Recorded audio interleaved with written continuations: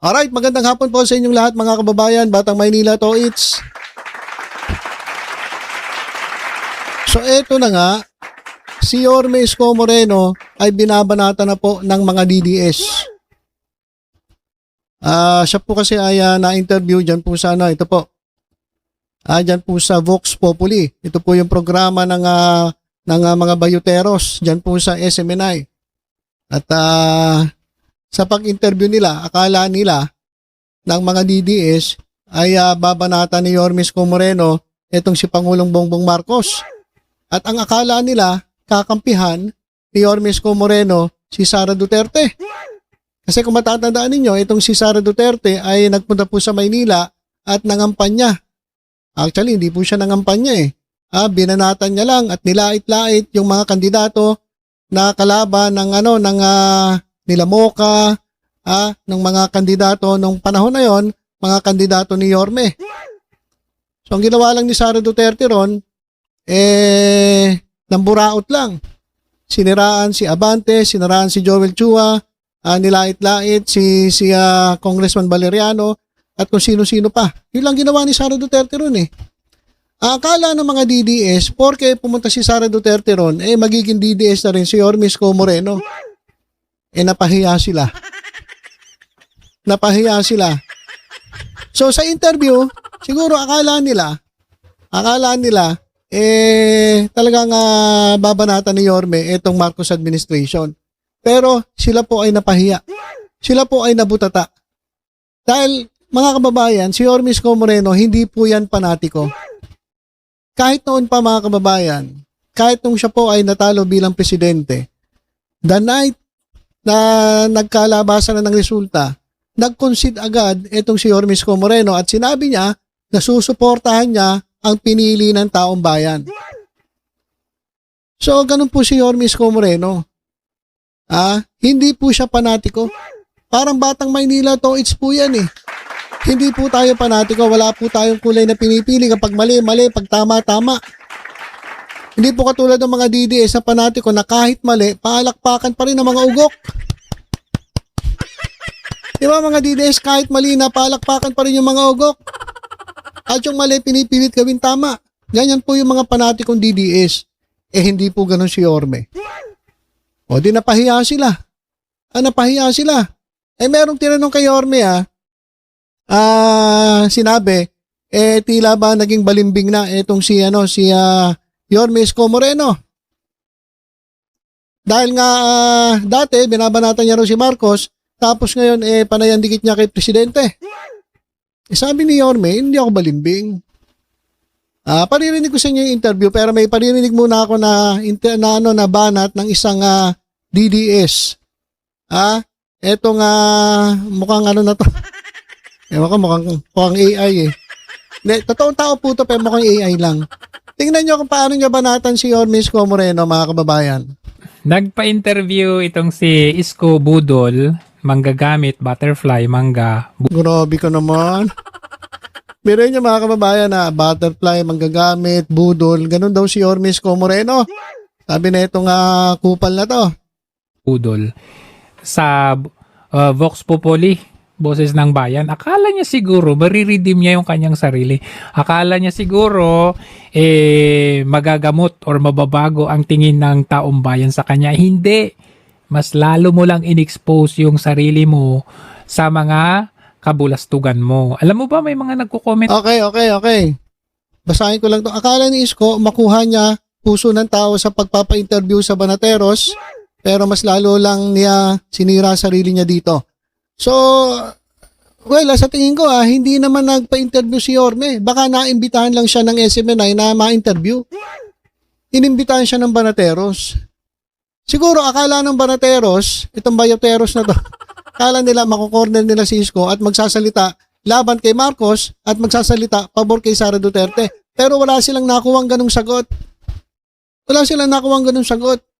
Kaya sabi na itong Tolonges na to, akala daw ni Isko ay mababago ang puso ng tao. Wag mo sabing taong bayan. Wag laging taong bayan. DDS. Puso ng DDS yung tukuyin mo. Dahil ang taong bayan natutuwa sa ginagawa ni Yorme Isko Moreno. Lalong-lalo na yung mga batang Maynila. Bakit? Kasi hindi iniisip ni Yorme Isko Moreno ang politika. Importante sa kanya ay matugunan ang pangangailangan ng mga batang Maynila. Palibasa ikaw, Jojo de Guzman, Topak TV, Topak TV wala siya. Palibasa hindi ka taga Maynila. Kaya hindi mo naintindihan yung gusto mangyari ni Isko Moreno. Kaya siya sumusuporta dito sa Marcos administration. Anong gusto mo? Sumuporta kay Sara Duterte? Pagkatapos, nga? Tanga ka pala eh. Nasasabi mo yan kasi nandiyan ka lang sa mikropono mo at hindi ka mayor. Kasi si Isko Moreno mayor yan. Meron siya nasasakupan. So mas importante sa kanya, matugunan yung pangangailangan ng kanyang constituents kaysa mamuliti ka. Anong gusto mo? Sumuporta sa'yo? Bigyan ka lang matuwa, para matuwa ka lang? Suportahan si Sara na sobrang sinisip-sipan mo. Tapos labanan si Marcos. Di kawawa ang mga batang Maynila. Kaya tayo dito sa Batang Maynila to, sabi ko sa inyo, hindi po tayo panatiko. Kung sino ang nasa gobyerno, suportahan natin dahil wala namang ibang tutulong sa atin kundi ang gobyerno. Etong mga to, mga madadalang na mga didi sa mga walang utak, palibasa, wala naman silang constituents eh. Sarili lang nila, iniisip nila. Wala silang pakialam sa mga Manileño. Basta sila, masaya sila o gusto nila, sumaya si Sara Duterte, sumaya itong mga didili, sumaya itong mga borteros na to. Hindi po ganun si Yorme. Kaya galit na galit kay Yorme to. Kasi nga, napahiya sila. Sabi, dati raw na uuwian daw sila sa pag binabanatan ko si Isko. Pero ngayon, after watching this whole interview, kasi nakita mismo, nagsalita mismo siya, yung mga sagot niya sa mga tanong ng mga banateros, sablay. Hindi sablay yun. Tanga ka pala eh. Sablay para sa mga DDS. Sablay sa mga panatiko ng mga Duterte katulad mo. Sablay sila. O sablay yung sagot ni Yorme. Kasi nga, ang gusto niyang sagot ni Yorme, pabanat sa administrasyon. At pabor kay Sara Duterte. Yun kasi ang gusto ninyong sagot. Kaya sinasabi niyo sablay. Pero para sa mga batang Maynila, para sa mga nagmamahal sa ating bayan, okay lang yung sagot ni Isko. Mas gusto namin yung sagot ni Isko kaysa maging siya, panatiko katulad mo, na tanga-tanga at bobo, na ang iniisip nyo lang sarili ninyo. Alam mo, Tulongges, alam mo, walang pakialam si Yorme kung masira siya sa mga DDS. Importante sa kanya, matugunan niya yung pangangailangan ng mga Manileño. Ay lang masasabi ko sa'yo. Palibasa ikaw DDS ka, sobrang sip-sip ka kay Sara Duterte. Gusto nyo birahin ni Isko si PBBM para at kampihan si Sara Duterte. Yun ang gusto ninyo eh. Nga kayo, nga. Nga kayo. Hindi nangyari. Yung mga sagot ni Yorme, hindi pabor sa inyo. Tapos ngayon, magangak-ngak ka dyan. Di ba? Kasi dati-rati, nakikita lang natin na nagkakasama sila ni Bangag, no? Pero hindi siya nagsasalita. Pero dito, sa mga tanong ng mga banateros, na-expose lalo tuloy. So, akala niya, mababago ang tingin o kaya yung bang parang finally, parang para masagot yung mga binabato sa kanya, hindi. Lalo mo lang in-expose ang sarili mo. Yorme, Isko, budol, manggagamit. Ano yung sagot niya? Anong sabi niya? Hindi ka balimbing? Anong hindi? Halatang halata sa mga sagot niya. Panoorin niyo itong buong interview na to. Tingnan niyo kung paano sumagot itong si Isko. Okay. O sige, pakinggan namin Bopols ka lang talaga kasi hindi mo matanggap na hindi ganon si Yorme Isko Moreno na gusto niyong mangyari. Eto mga kababayan, pakinggan natin yung interview Pero hindi ko piplay dito Pakinggan lang natin yung audio kasi alam niyo na, SM na yan, baka mayari tayo dyan.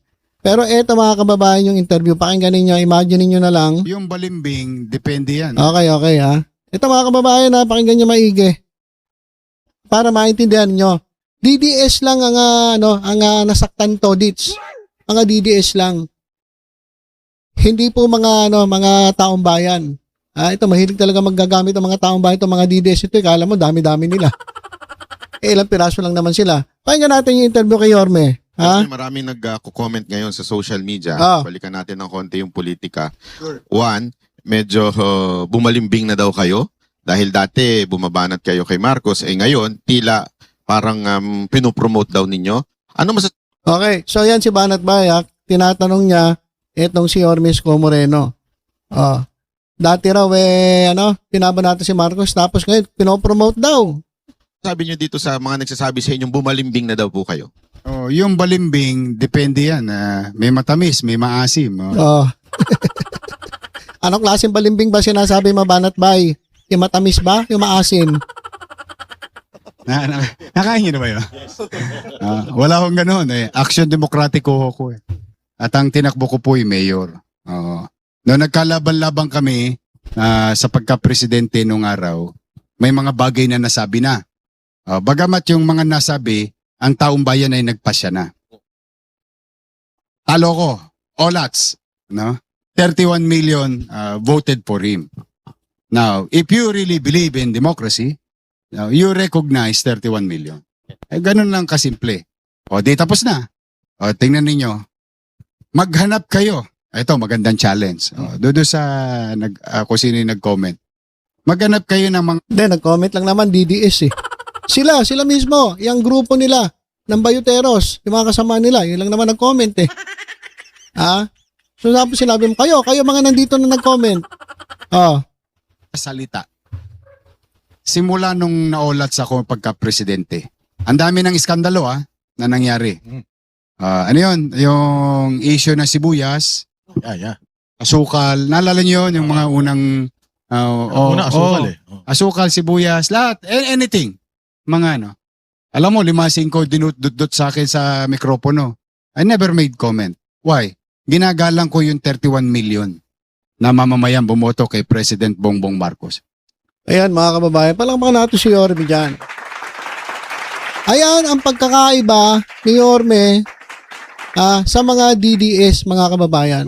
Kasi ang DDS hindi nila matanggap na ito si Yorme sumusuporta kay Presidente Marcos at hindi ganoon na ugali niya, hindi siya ugaling DDS. Di ba? Kumokontra lang naman DDS eh.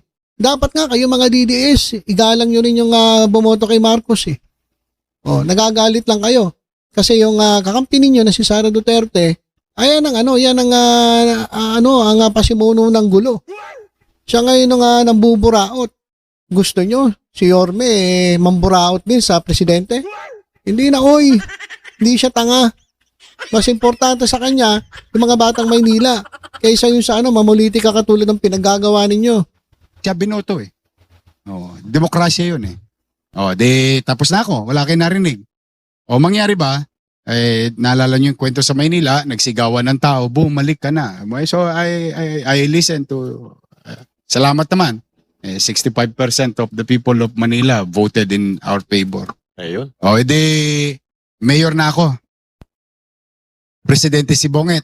Mas komportable ako sumisa pagka si Bonget ang tawag namin, but with due respect kay President Marcos. Anong ginawa ko? Nakipagtulungan. Para ano? Para ba sa politika ko? Unang-una wala naman ako ambisyon na. Pangalawa, hindi naman kami magkakontra. Presidente siya, mayor ako. Nataon pa, ito mas masakit. Mayor ako ng Manila. Hindi naman ako mayor ng Quezon City, Pasig, Taguig o Makati. Ang Manila is very unique because we host the seat of power. Malacanang, nasa Maynila. Anong buting idudulot sa mamamayan ng Maynila? 2 milyon sa gabi, 3 milyon sa araw. Kung ako'y makikipagbardagulan sa presidenteng hindi ko kapartido. Aray ko po. Alam niyo mga kababayan, supalpal, ito mga bayuteros, yung sinabi ni Yorme. Ano nga naman ang pakinabang niya? Kung makipagbardagulan siya kay presidente, ano mapapala niya? May mapapala ba ang mga batang Maynila kung gano'n ang gagawin niya? Wala. Ito mga banateros na to, pati yung mga DDS, hanggang pangarap na lang kayo. hindi kaparehas yun ng pag-uugali o mindset si Yorme Isko Moreno na kayo kasi kahit mahirapan na yung inyong ibang mga constituents ninyo, ay importante sa inyo ay kumampi kay Sara Duterte at manindigan na DDS at kalabanin si Marcos. Hindi ganun si Yorme. Mas importante sa kanya yung kanya nasasakupan. Dapat ganun. Oh, edi supalpal kayo, mga hinayupa kayo. Ang ganda ng sagot ni Yorme, pero hindi na nagagandahan ng sagot ang mga DDS dyan. Or, may buti bang mapapakinabangan Oh, ang mga taga Maynila kung ang mayor ng Maynila, partido man o hindi, ay nakikipagtulungan sa Office of the President. Immaterial of names. Whether, let's just say, for example, in the near future, let's just say si Sara Duterte naging presidente. Yan. Halimbawa lang, let's just ano lang tayo. Total, nagkukwentuhan lang naman tayo rito. Pero gusto nyo ba siyang maging presidente? Naging presidente si Sara. Let's just say, salamat sa Diyos, binoto ulit ako ng mga taga Maynila. okay. Kung may banat ni Banat Bay, gusto niya ba maging presidente, Sara Duterte? Hindi siya sinagot ni Isko eh. Ilalagay mo na naman sa alanganin si Yorme. Ipapahamak mo eh. Mas lalo mang ilalagay sa hot seat si Yorme. Sa mga tanong mo, Banat Bay eh. O hindi niya. Iba sinagot ni Yorme. Kung sakali lang na manalo si Sara Duterte. Pero hindi niya sinagot yung tanong ni Banat Bay, gusto mo ba siya maging presidente? Hindi sumagot si Yorme. Diba? Ito si Banat Bay, gustong gipitin itong si Yorme. Hindi mo magigipit yan. Matalino yan, di katulad yung mga bopols. As mayor. Hindi kami magkapartido. Remember, presidente ako ng Action Demokratiko. I have my own party. No? Makikipagbardagulan ba ako sa kanya? Most likely, hindi rin. Why? Una, binoto siya ng taong bayan. Oh, Siya ang binoto ng taong bayan. Igagalang din natin yung boto ng taong bayan. okay. Ganon din yun. Kung sakali man si Sara Duterte, sabihin natin, tumakbo, nakatakbo, at nanalo bilang presidente. O ganun din gagawin ni Isko, susuportahan niya rin si Sara. Pag ganun ba ginawa niya, ibig sabihin, balimbing na? Hindi. Hindi balimbing yun. Ang ibig sabihin lang nun, mas importante dun sa mayor, katulad ni Yorme Isko, ang kanyang nasasakupan kaysa sa politika. Ganun lang yun. Di ba? Itong mga DDS kasi, gusto nila, pag sinabi na dadikit ka kay Sara, gusto nila, banata mo na agad si Marcos, hindi nga ganun. Hindi pwede yung ganun. Kawawa ang nasasakupan mo. Ay yung mga mga mayors na talagang hayagang bumabanat sa Marcos administration, sila nga. Pero sa kabila nun, tinutulungan pa rin sila ng gobyerno. Oh. Makikipagtulungan din ako sa presidente. Oh. In that future. Or let's just say, another person. Para hindi na tayo, yung two warring group lang. Let's just say, napagpasya ni Secretary John Vic na tumakbong presidente. Yan. Naging presidente siya. Hindi mangyayari yun. Hindi, pero kwentuhan na lang. Eto naman si Jacolero. Sumasabat pa eh. Halimbawa nga lang eh. Yung nagsalita na yun, narinig nyo, si Jacolero yun. Yung pati yung paan ng subscriber niya, pinagpapantasyaan. Si Oli. Si Coach Bogli. Ayun po. Hindi raw mangyayari. Halimbawa nga lang eh. Binibigyan ka lang ng example. Ang bobobo talaga na itong mga DDS kahit kailan. Ang bobobo ninyo, sa totoo lang. Halimbawa nga, hindi mo ba naintindihan? Usapan lang. Di mangyari ba? Makikipagtulungan din ba ako? Yes. Pagpalagay natin si Leni Robredo, naging presidente, tumakbo, naging presidente. Makikipagtulungan ba rin ba? Makikipagtulungan ako. Pero Yorme, Kumbaga, generally, I will do the same. Whoever sit in Malacanang. Because one, I am the host city. Yes. That's the uniqueness of us. Two, we are a struggling city. I cannot lie about it. Lahat ng uri ng tulong hihinging. Maniwala kayo, ipanghimod ko ang taong bayan. Then so be it. Hindi ko ipanghihimod o ipagkakatimawa ang sarili ko. Dahil magagalitan nanay ko, babango sa libingan niya yun. Mhm. Kasi sinabihan ako ng nanay ko na huwag ako magpapakatimawa. Pero, kung taong bayan ang pag-uusapan, bakit hindi? Why?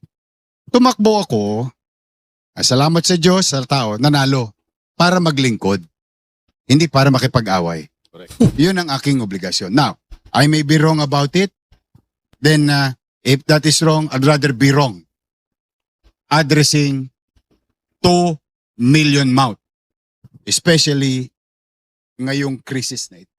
Okay, so ayan mga kababayan, palakpakan naman natin. Yorme Isko Moreno. Yun yung mga gusto kong mga sagot. Yung sagot ni Yorme, hindi nagustuhan ng mga DDS, mga kababayan. Hindi nila nagustuhan. Kasi akala nila, pag naiimbita dyan sa Vox Populi, etong si Yorme, babanatan niya si PBBM at kakampihan si Sara. Hindi po ganun na nangyari. Wala po talaga kinakampihan si Yorme. Kinakampihan niya, yung nakaupo. Kasi yun yung dapat niyang gawin. Kasi mahal niya ang mga batang Maynila. Ganun lang naman yun.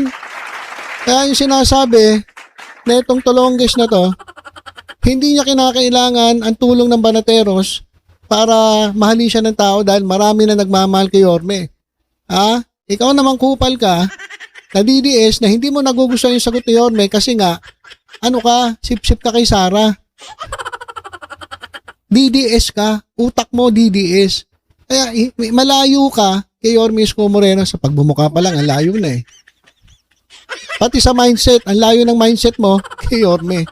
Kasi ikaw, sarili mo lang iniisip mo, si Yorme, 2 million batang Maynila ang iniisip niya. Kaya hindi importante sa kanya, anong kulay, hindi importante sa kanya kung sino susuportahan niya. As long na pinili ng taong bayan, yun ang susuportahan niya. Kaya huwag kayong tanga mga DDS. Kawawa kasi si Yorme. Pinagbabalatan po kasi si Yorme na itong mga DD-list na ito. Kung ako kay Yorme, pagpatuloy mo lang yan, Yorme, dahil marami talaga nakasuporta sa iyo. Saludo kami sa inyo. Kasi yung mga DDS, wala namang ginagawa at hindi naman nagtatrabaho Puro lang panggugulo Tama yan. Gawin mo ang trabaho mo, ang mandato mo bilang mayor ng Maynila. At saka na muna yung politika. May oras para sa politika, di ba? Lalong-lalo na ngayon, oras ang krisis. Gusto ng mga DDS, banata mo si Marcos. Tanga? Hindi naman sila katulad mo. Matalino ka, hindi katulad ng mga DDS ng mga bopols. At yung mindset, napakakitid na kanilang mga utak. Kaya nga didilis di ba? So ilan po muna mga kababayan, tutok-tutok lang po dito sa Batang Maynila. Tohid sa iba pang updates, ingat po tayong lahat. God bless po.